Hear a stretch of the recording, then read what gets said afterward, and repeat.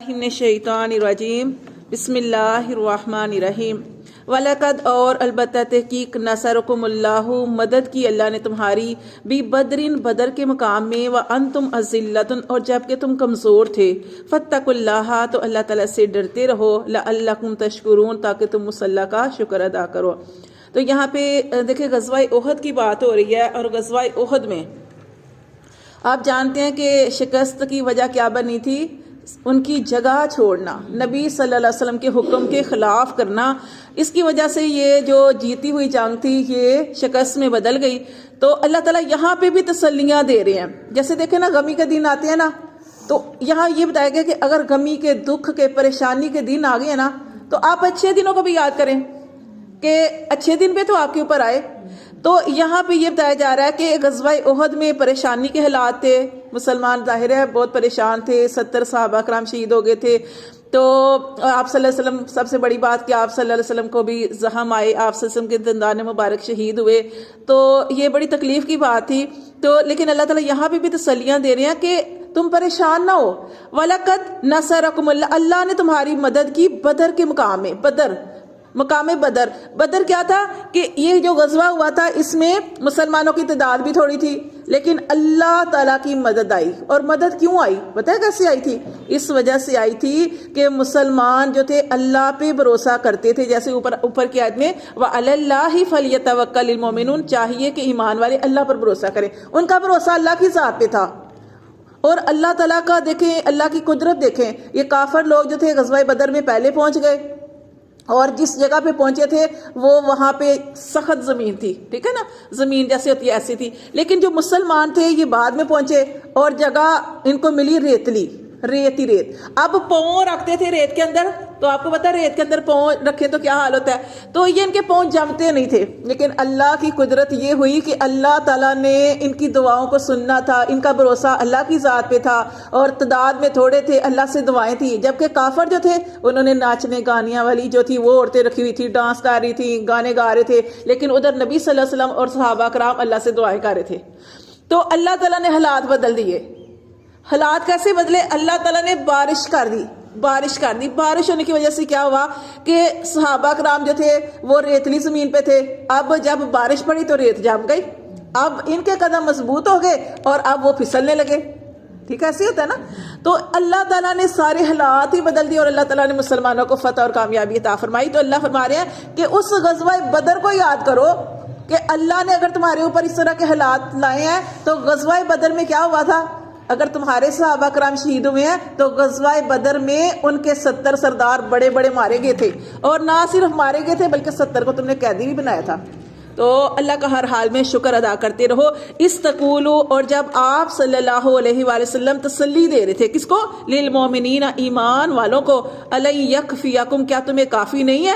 ان یمدکم، کہ تمہارا رب مدد کرے، ربکم تمہارا رب بثلاثۃ آلاف، 3000 من الملائکۃ، فرشتوں کو، منزلین اتار کر۔ اور غزوہ بدر میں کیا ہوا تھا؟ اللہ تعالیٰ نے فرشتے اتارے تھے۔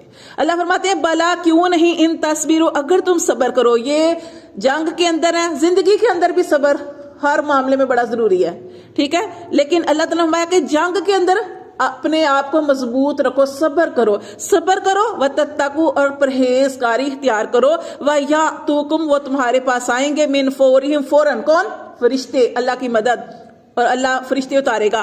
ہاذا، یہ، یمددکم، یہ تمہاری مدد کرے گا، ربکم تمہارا رب، بخمسۃ، 5000 ہزار، من الملائکۃ، فرشتوں کو، مصومین، اتار کر۔ وہ فرشتے جو نشان زدہ، جیسے آپ کو میں کل بتا رہی تھی کہ جیسے ہر سکول کا ایک بیج ہوتا ہے، ہر ٹیم کا، یعنی کہ پہچانا جاتا ہے، ٹیم ہو تو اس کا کلر سے پتہ چلتا ہے کہ یہ جو ہے پاکستانی ٹیم ہے، یہ انڈیا کی ٹیم ہے۔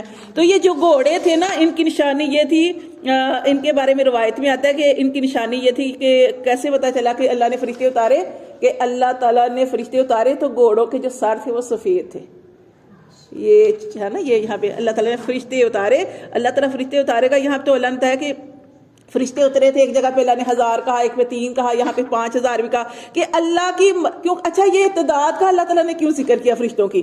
اللہ چاہتا تو اللہ تعالیٰ جبرائیل علیہ السلام، جس کے 600 پارے، اتنا بڑا فرشتہ، وہی کافی تھا. لیکن چونکہ ہم لوگ نا تعداد پہ کرتے ہیں کہ ہماری تعداد زیادہ ہو تو پھر ہم فتح ہوگی، یہ ہے وہ ہے، حالانکہ اصل مدد تو اللہ تعالیٰ کی ہوتی ہے. تو مسلمانوں کو تسلی کے لیے اللہ تعالیٰ نے فرمایا کہ اللہ تمہاری مدد کرے گا 1000 فرشتے اتار کر، 3000 اتار کر، 5000 اتار کر، لیکن تم نے کیا کرنا ہے؟ صبر کرنا ہے، اللہ تعالیٰ سے مدد مانگنی ہے اور اللہ تعالیٰ کے لیے پرہیزگاری اختیار کرنی ہے. پھر اللہ فرماتے ہیں وَمَا جَعَلَهُ اللَّهُ، اور نہیں بنایا اللہ نے، إِلَّا بُشْرَى لَكُمْ، لیکن خوشخبری کر دی تمہارے لیے، وَلِتَطْمَئِنَّ، اور تاکہ مطمئن ہو جائیں، قلوبکم بھی، تمہارے دل اس سے، وَمَن نَصْرُ، اور نہیں تھی یہ مدد، إِلَّا مگر، مِنْ عِنْدِ اللَّهِ الْعَزِيزِ الْحَكِيمِ، یہ مدد تھی اس اللہ کی طرف سے جو سب پر غالب ہے اور حکمت والا ہے. اور اللہ تعالیٰ فرماتے ہیں یہ کس لیے کیا؟ لِيَقْطَعَ طَرَفًا مِنَ الَّذِينَ، تاکہ کاٹ دے ایک جماعت کو، من الذین، ان لوگوں میں سے، کافروا، جنہوں نے کفر کیا، ان کو کاٹ دے،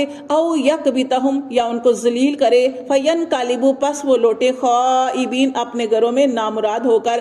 لیسا، نہیں، لاکا، آپ صلی اللہ علیہ وآلہ وسلم کے لیے، من الامر، حکم سے، شیئن، کچھ بھی، او یتوب علیہم، کہ اللہ ان کی طرف رجوع کرے، او یعذبہم، یا ان کو عذاب دے، فإنہم ظالمون، بے شک وہ ظالم ہیں.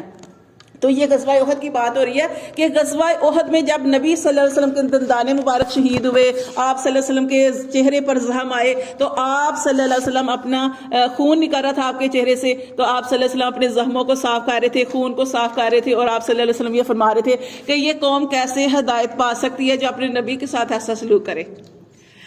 تو اللہ تعالیٰ کو یہ بات اتنی ناپسند آئی کہ یہ سب ہماری تربیت کے لیے نا، ہمارے لیے، کہ اللہ تعالیٰ نے فرمایا کہ آپ بے شک اللہ کے نبی ہیں، لیکن آپ کسی کے بارے میں ایسا نہیں کر سکتے کہ اللہ جو ہے، یہاں پہ اللہ تعالیٰ نے فرمایا کہ انہوں نے کہا تھا نا کہ اللہ یہ قوم کیسے ہدایت پا سکتی جو اپنے نبی کے ساتھ ایسا سلوک کرے. تو اللہ تعالیٰ نے یہاں پہ فوراً آیت اتار دی کہ اے محمد صلی اللہ علیہ وسلم، تیرے لیے نہیں ہے کہ ایسی بات کرنا، اللہ چاہے تو ان کی توبہ قبول کر لے اور چاہے تو ان کو عذاب دے دے. اور ایسا ہوا، پھر اللہ نے کر کے دکھایا.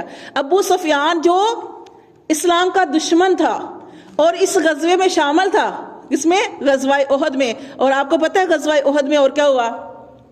جب یہ انہوں نے افواہ مشہور کر دی نا کہ نبی صلی اللہ علیہ وسلم بھی، نعوذ باللہ، ان کو بھی ہم نے قتل کر دیا ہے کافروں نے.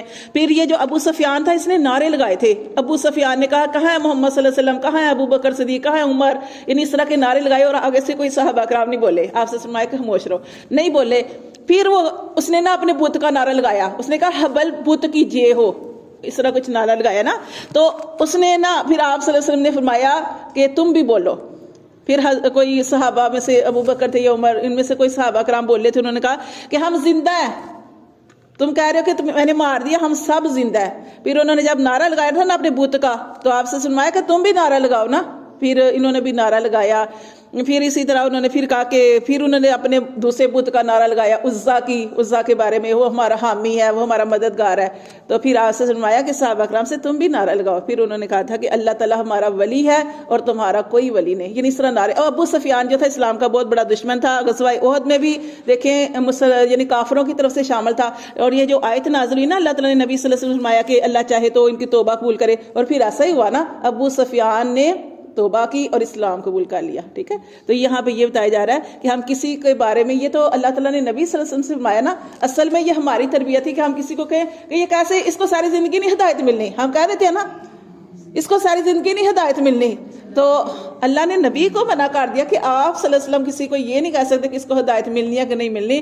تو پھر اللہ تعالیٰ نے اسی چیز سے یعنی آگے ہمیں یہ چیز پہنچائی کہ ہم کسی کے بارے میں اس طرح کی بات نہ کریں. پھر اللہ تعالیٰ نے مایا وللہ، اور اللہ ہی کے لیے ہے، ما فی السماواتی، جو کچھ آسمانوں میں ہے، و ما فی الارض، اور جو کچھ زمین میں ہے، سارے کا سارا اللہ ہی کے لیے ہے. یغفرو، وہ معاف کرتا ہے، لمن یشاء، جسے چاہتا ہے، وہ بخشے جسے چاہے، ویعذب، اور عذاب دے، من یشاء، جسے چاہے، واللہ، اور اللہ غفور الرحیم، اللہ